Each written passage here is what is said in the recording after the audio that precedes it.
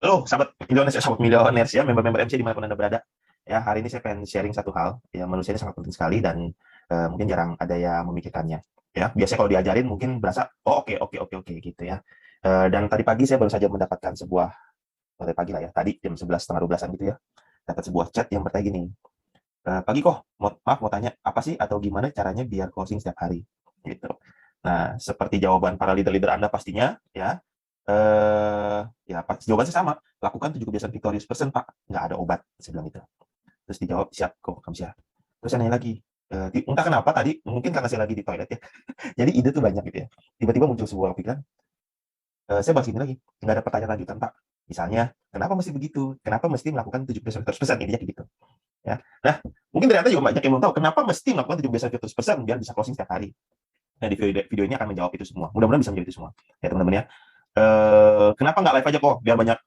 Tadi saya mau live, ya teman-teman ya. Cuma kalau misalnya saya live, tiba-tiba ada yang masuk ketika di tengah-tengah, dia nggak akan dapat esensinya. Jadi saya dalam bentuk video aja ya. Oke, jadi gini, kenapa buat Anda yang pengen closing setiap hari, Anda wajib melakukan 7 kebiasaan victorious person. Kenapa?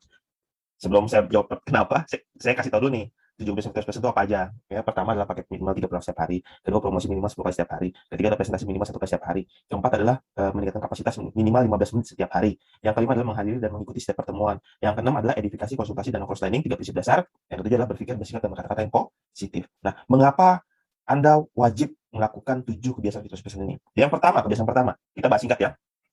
Yang pertama, menggunakan produk minimal 3 produk setiap hari. Kenapa kita mesti menggunakan produk minimal setiap hari? 3 produk minimal setiap hari. Supaya Anda tahu manfaat produk kita. Ketika saya jadi sales Toyota, ya, saya pernah lihat mobil Honda Civic. Ya. Ketika saya melihat Honda Civic, saya jatuh cinta sama Honda Civic. Saya suka sama interiornya, saya suka sama desainnya. Nah, ketika saya dihadapkan dengan customer yang dia di Toyota mau Altis, di Honda dia mau Civic, saya nggak bisa ngelawan. Karena apa? Karena saya sendiri pun suka sama Civic. Gitu.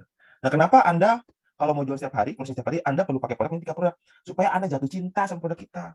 Supaya Anda dapetin manfaatnya. Supaya Anda tahu, ini loh yang aku rasain dan kamu juga perlu rasain. Gitu. Ya. Itu alasan pertama untuk kebiasaan pertama. Kedua, kenapa kita mesti promosi minimal 10 kali setiap hari di sosial media ataupun di offline? Karena kalau kita nggak buka, karena promosi itu ibarat buka toko. Kalau tokonya ditutup terus, jarang dibuka, maka nggak ada yang omset masuk. Gitu. Promosi-promosi, coba Anda ke mall-mall waktu buka ya, itu setiap kadang-kadang kalau counter handphone itu, "Ya Pak, ya Kok, ya Ci, ya Bu, ya Mbak, ya Dek, ya Kak, cari apa Kak?" Mereka terus bersuara. Siapa yang pernah ke Jepang?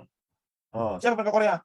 "Saya hanya ingin lebih" apa bukan gitu ya ngomongnya, tapi pakai pakai suara-suaranya, "Ani-chan," gitu kan. Nah, mereka tuh manggilin customer terus, mereka promosi terus.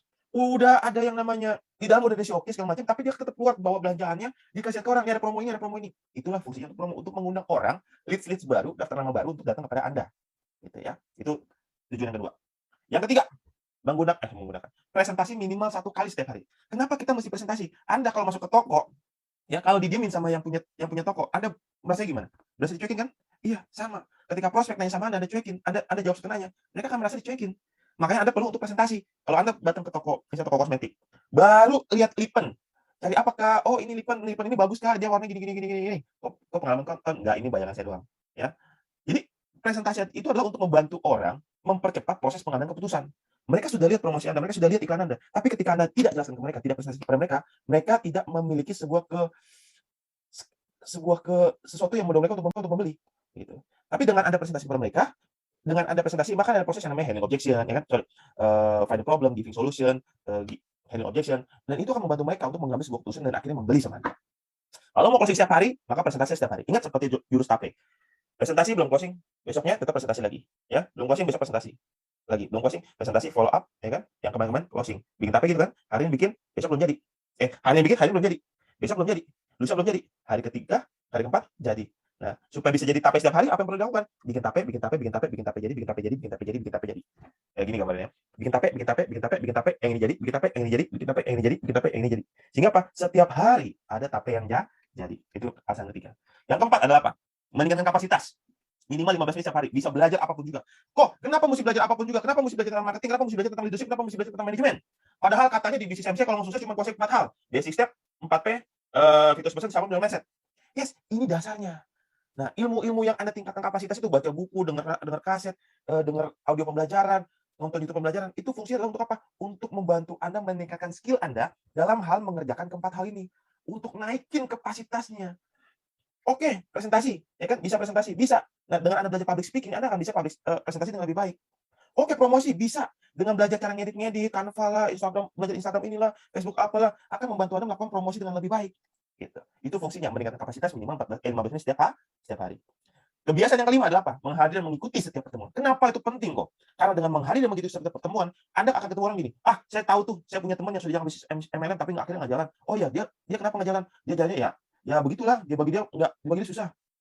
Ketika Anda hari sebuah training yang membahas tentang yang namanya bagaimana cara menghandle objection, Anda akan bisa menjawab, "Oh gitu, iya memang sih, memang bisnis MLM tidak semudah yang dikatakan orang-orang yang tidak ngerti. Tapi kalau kita sudah tahu caranya, kita akan bisa dengan mudah menyangkal bisnis MCA." Wih, keren nggak kalimatnya? Keren, karena apa? Karena belajar. Saya pun dapat ilmu itu bukan karena saya mikir sendiri, bukan, tapi karena saya belajar dari guru yang lebih kompeten mengajarkan saya tentang ilmu handling objection. Kalau mau lebih gampang lagi, lebih jelas lagi, bisa nonton videonya Pak Yohanes ya, handling objection di Victory System Network. Nah, itu yang kelima, menghadiri dan mengikuti setiap pertemuan. Jadi hadir, nggak cuma hadir terus main handphone kalau misalnya lagi Zoom meeting, tapi hadir benar-benar mengikuti, ya, benar-benar belajar mencatat, coba dibayangkan dengan kondisi di lapangan seperti apa, kira-kira jawabannya apa. Ada bingung nih, tanya, jangan mingkem. Oke, tanya. Itu yang kelima. Yang keenam, kenapa harus edifikasi, konsultasi, dan cross training?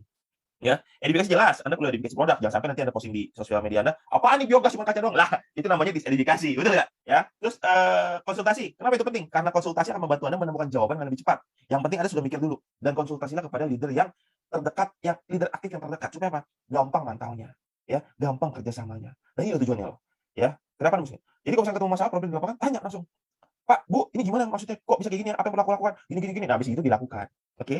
Nah, edifikasi, konsultasi, dan no cross lining. Nah, kenapa no cross lining, guys?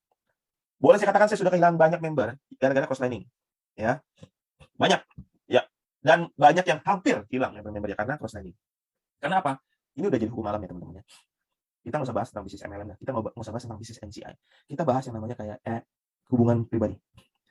Ketika ada orang curhat sama Anda, seberapa sering Anda mengatakan kayak gini, "Ya kamunya sih," atau lebih seringnya gini, "Ya udahlah nggak apa-apa, emang dia mah orangnya kayak gitu." Lebih banyak yang mana? Yang pertama apa yang kedua? Yang kedua pasti. Karena apa?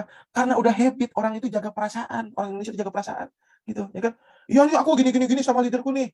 Ya mungkin emang dia orang kayak gitu. Oh iya dia yang dapat kalimat kayak gitu akan merasa, "Iya dia orang kayak gitu." Ya kan, merasa dibela. Akhirnya apa? Makin muntah, makin marah-marah, makin yakin keputusannya benar, makin yakin bahwa keyakinan benar. Akhirnya orang salah, selalu salah. Nggak apa nggak domain, domainku kayak gini nih. Apanya bilang, "Ya mungkin emang dia orang kayak gitu." Karena mungkin nggak mau ngurus perasaan, mikirin perasaan, ya. That's why kok jadi apa? Ya intinya kadang-kadang sekali kayak gitu, ya apalagi crossline. Gitu ya. Upline-nya kadang-kadang salah, bisa salah, apalagi cross-line gitu loh guys. Makanya lebih baik jangan cross-lining ya. Nggak ada gunanya, nggak ada untungnya. Yang ada cuman rugi aja. Dan yang ketujuh, kenapa harus berpikir bersikap dan berkata-kata positif? Ya. Karena dalam setiap aktivitas kita perlu untuk selalu tidak baperan. Kita harus selalu bisa menjaga perasaan kita supaya tidak baperan. Kadang-kadang ada yang konsultasi dan bertanya, "Oh ini bagaimana?" Ya. Upline kalau misalkan sudah terlalu lama dalam bisnis ini, jujur aja mohon maaf, kadang-kadang kami menjawab terlalu global. Ya karena kami menganggap mungkin sebagian dari kami ya saya menganggap bahwa member saya udah paham. Tapi kalau masih belum ngerti juga, tanya ulang. Jangan dipikir bahwa, "Ah, dasar, mentang-mentang udah leader, jawabnya seadanya." Bukan, saya kebiasaan berpikir secara global sekarang, gitu. Kurang memperhatikan hal-hal detail dan ini memang kita perlu sesuaikan ya. Nah, kalau Anda tidak bertanya, leader nggak paham. Jadi jangan baper, ya. Ditolak promosi nggak ada yang belum ada yang nyangkut, jangan baper. Presentasi belum ada yang pusing, jangan baper. Bikin terus capeknya, ya. Belajar kok kayaknya nggak masuk-masuk, jangan baper. Belajarnya terus pasti ada nyangkut. Dari huruf abjad A sampai Z itu ada A, B, C, D, E, F, G, H, I, J, K, L, M, N, O, P, Q, R, S, T, U, V, W, X, Y, Z. Ada 26, ya, ada 26 huruf, ya. Seandainya Anda belajar dengan kapasitas 15 menit, dari A sampai Z, Anda cuma dapat B, C, D, ya, 3, Anda sudah mendapatkan sekitar 10% pengetahuan baru, gitu, ya, yang bisa meningkatkan kapasitas Anda. Ya, kayak gitu guys ya. Pokoknya ini jangan baper. So, semoga video yang harusnya singkat ini bisa membantu pemahaman Anda dan membuat Anda bisa bertumbuh lebih dahsyat lagi dan juga makin sukses lagi di bisnis saya guys ya. Semoga video ini bermanfaat. Jika bermanfaat silakan di-share ke tim Anda.